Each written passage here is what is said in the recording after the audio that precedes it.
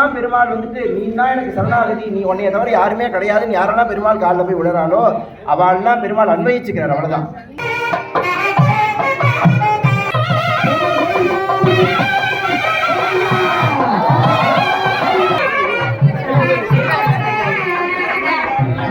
முன்னு பெண்டா கீழே, நீ கீழே நான் மேல, அந்த மாதிரி எதுவும் ஆணாதிக்கம் பெண்ணியம்லாம் இன்னைக்கு பேசிட்டு இருக்கோம்.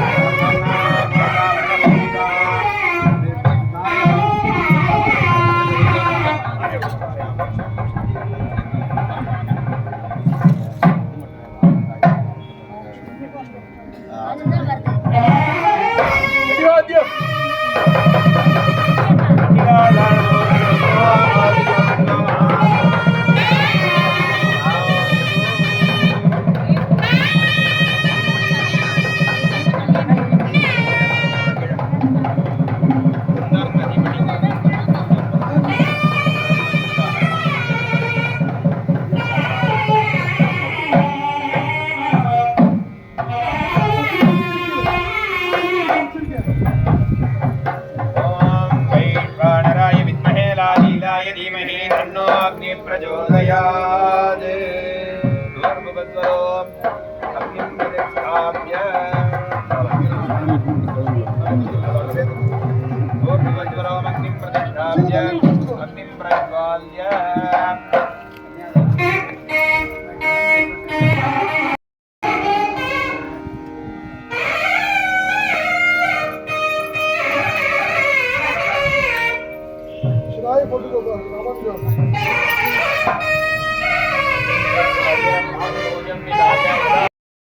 கொண்டு வருவார். எல்லாரும் தொட்டு பிரார்த்தனை பண்ணிக்கோ.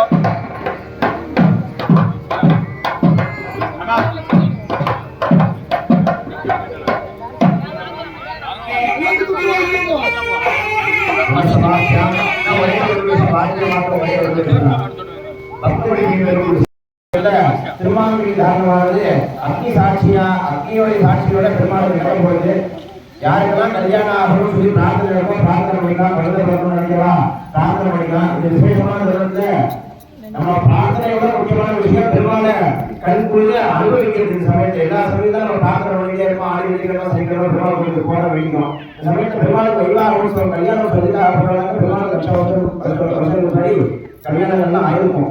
பெருமாளுக்கு நிறைய இந்த சமயத்துக்கு பெருமாள் திருப்பி கல்யாணம் நம்ம பெருமாளை பதவியா பாவிச்சு, பொண்ணா கையா பாவிச்சு, மாப்பிள்ளா பொண்ணா பாவிச்சு அவருக்கு பண்ணி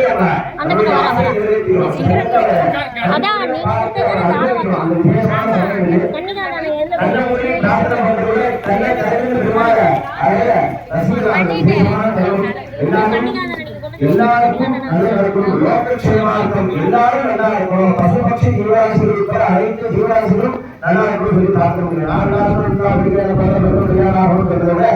எல்லாரும் நல்லா இருக்குன்னு சொல்லி பிரார்த்தனை பண்ணிக்கணும். பெருமாள் பிரத்யட்சமாக வந்து மூர்த்தி சிறதா இருந்தாலும் கீர்த்தி பெருசு, சுவாமி சிறதா இருக்கலாம், ஆனா கீர்த்தி பெருசு பலன்கள் நிறைய கொடுக்க போறார் சுவாமி. ஆனா எல்லாரும் பிரார்த்தனை பண்ணிக்கோங்க. தயவு செய்து வேற சம்பாஷணைகள், வேற எந்த சம்பாஷணைகள், அதாவது வேற எந்த சமாச்சாரம் பேசுறாங்க பெருமாள் ஒண்ணுமோ நாராயணா இந்த சமயத்துக்கு ஒழுங்க சொன்னா 180 சொல்றதுக்கான பலன்கள் கிடைக்க போகலாம். அதனால முடிஞ்சா கோவிந்தான்னு சொல்லுவோம், நாராயணான்னு சொல்லுவோம், வேற சம்பாஷணை. जानकीकांत स्मरणं राम राम सदा सर्वत्र गोविंद नाम संकीर्तनं गोविंदा गोविंदा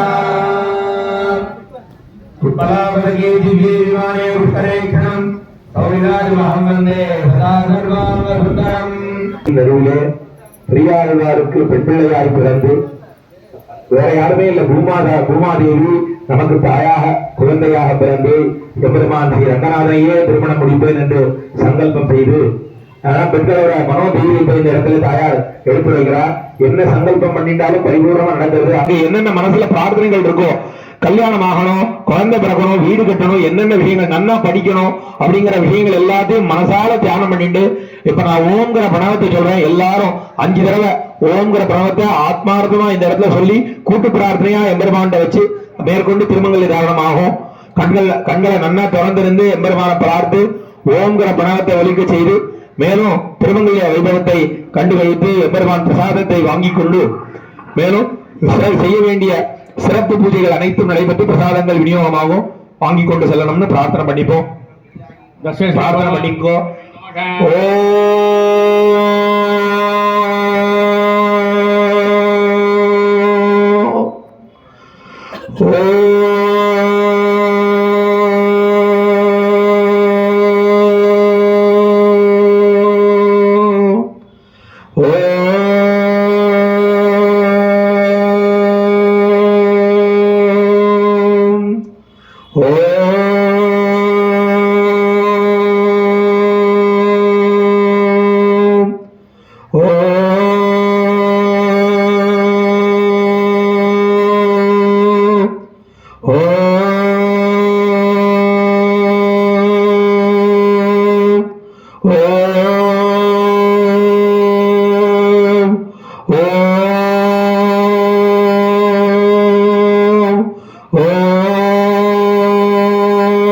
जय श्री राम, जय श्री राम, जय श्री राम।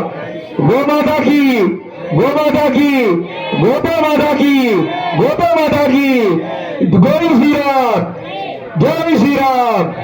இப்போது மாங்கல்ய தாரணமானது எல்லாரும் ஆத்மார்த்தமா பிரார்த்தனை பண்ணி ஜாதகம் கொடுத்தவா எல்லாரும் அடுத்த வருஷம் இங்க கல்யாணமாகி பெருமாள் கல்யாணம் வச்சோம் ஒவ்வொருத்தரும் சேர்ந்து நடத்தணும்னு பிரார்த்தனை பண்ணிப்போம். ஐயா வாத்தியாசிவாய வாத்தியாசி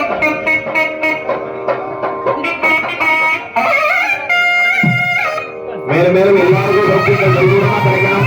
365 நாட்களும் போய் கல்யாணம் செய்து கொண்ட திருப்பெருமான் இந்த இடத்திலே கோதாநாட்டியாரை திருமங்கலம் செய்து கொண்டு நம்மை அருள்பாலிக்கிறார். மாங்கல்யம் தந்துனா மம ஜீவன ஹேதுனா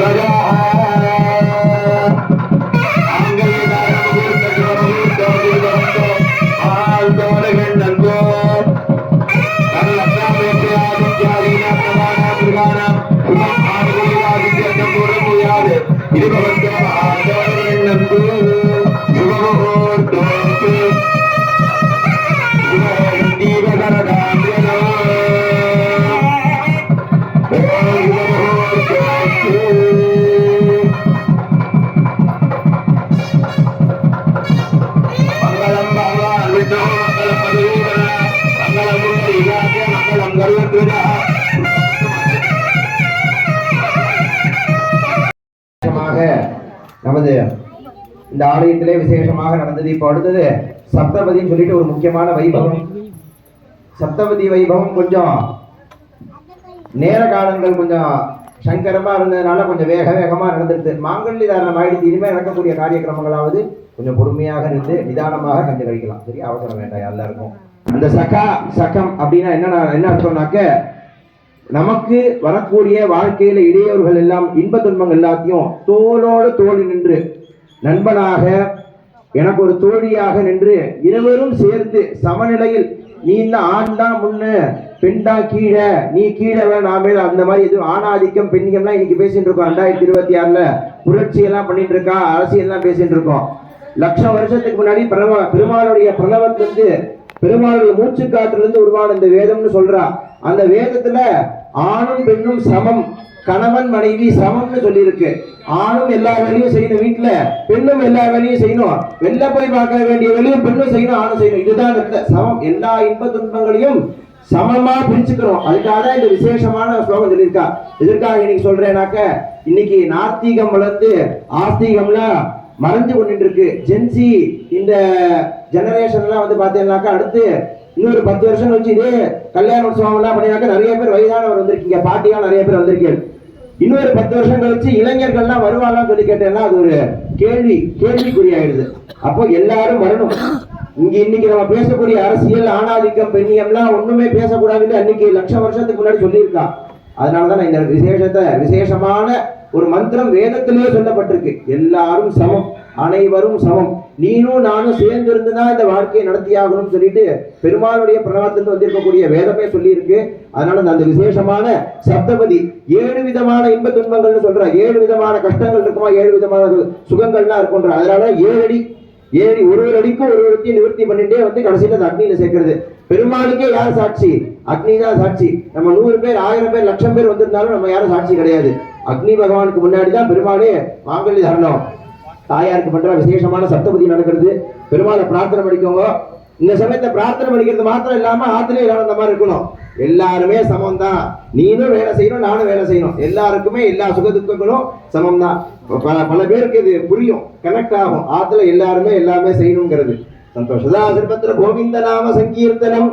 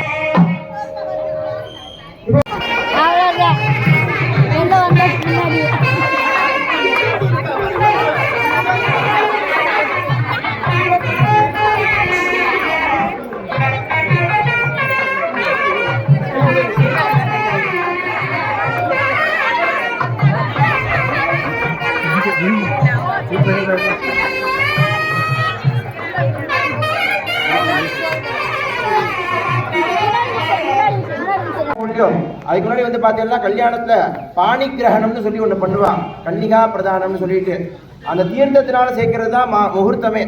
தாலி கட்டுறதுங்கிற ஒரு வைபவம் வந்து நம்மளா ஏற்படுத்தி இருக்குது. அந்த மாதிரி ஒரு சாஸ்திரத்தை தாலி தான் கட்டிக்கணும் அப்படிங்கிறது ஒரு சாஸ்திரத்தை எதுவும் சொல்லலை. அதனாலதான் வந்து பாத்தீங்கன்னாக்கா தாலி கட்டும் போது வேதத்துல இருந்து ஒரு மந்திரம் சொல்ல மாட்டான். மாங்கல்யம் தந்து நானேனா அப்படின்னு சொல்லிட்டு ஸ்லோகம் தான் அவனை சொல்லுவான். வேதத்துல அந்த மந்திரம் கிடையாது. எதுக்கு அப்புறம் தாலி கட்டுற போது தாலி கட்டுறது வச்சிருக்கா, எதுக்கு அந்த ஸ்லோகம் சொல்றா அப்படின்னு சொல்லி கேட்டேன்னாக்க, இந்த பெண்ணுக்கு கல்யாணம் ஆயிடுச்சு. ஏன்னா அந்த காலத்துல 16, 17, 18 வயசுல கல்யாணம் ஆயிடும்.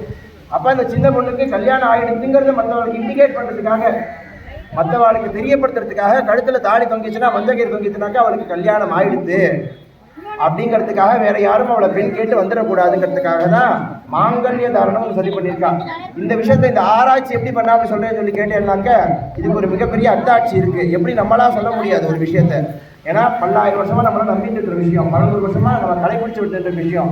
இது இல்லைன்னு நீங்க சொல்றீங்களே எப்படின்னு சொல்லி கேட்டேன்னாக்க, இந்த ஆண்டாள் நாச்சியார் பாசனத்துல ஆண்டாள் வந்து பெருமாள் நோக்கி பாடியிருக்கா, கங்கணம் கட்டிக்கணும் அப்படின்னு சொல்லி பாடியிருக்கா, தீவனம் சுட்டி வரணும்னு சொல்லி பாடியிருக்கா, தோரணம் ஆடி இந்த மாதிரிலாம் ஒரு பெரிய முகூர்த்த கால் இருக்குன்னு சொல்லி பாடியிருக்கா. தாலி கட்டிக்கணும்னு சொல்லி அவள் பாடவே இல்லை. பெருமாளை நோக்கி தாலி நான் கட்டிக்கணும், கணா கண்டேன் தோழினான், கணா கண்டேன் தோழினான், கணா கண்டேன் தோழிகளோட உட்காந்துட்டு இருக்கும்போது சொல்றான், நான் இப்படிலாம் ரங்கமன்னாரோட வாழணும்னு ஆசைப்படுறேன், இப்படிலாம் ரங்கமன்னாரோட வாழணும்னு ஆசைப்படுறேன்னு சொல்லிட்டு இப்பெல்லாம் அந்த காதல்லாம் அந்த காலத்துல அவள் பண்ணியிருக்கா. காதல் ரங்கமன்னாருக்கு வந்து பார்த்தீங்கன்னாக்கா, ரங்கநாதருக்கு ஸ்ரீதேவி, பூதேவி, ரங்கநாயகி, அதுக்கப்புறம் உறையூரில் இருக்கக்கூடிய நாச்சியார், அதுக்கப்புறம் சேரகுலவள்ளின்னு சொல்லிட்டு அதுக்கப்புறம் பின்னாடியே வந்து பார்த்து பிவி நாச்சியார்னு சொல்லுவாங்க, துருக்க நாச்சியார்னு. இஸ்லாமிய சமுதாயத்தை சேர்ந்த ஒரு நாச்சியார் கூட நம்ம ஸ்ரீரங்கத்தில் உண்டு. பெருமாள் இவா எல்லாரையும் கல்யாணம் பண்ணிட்டார், எல்லாரையும் குழந்தை பெற்றுட்டாருங்கிற கிடையாது. பெருமாள் யாரெல்லாம் பெருமாள் வந்துட்டு நீ தான் எனக்கு சரணாகதி, நீ உன்னைய தவிர யாருமே கிடையாதுன்னு யாரெல்லாம் பெருமாள் காலில் போய் விடுறாளோ அவெல்லாம் பெருமாள் அன்வயிச்சுக்கிறார். அவ்வளவுதான்.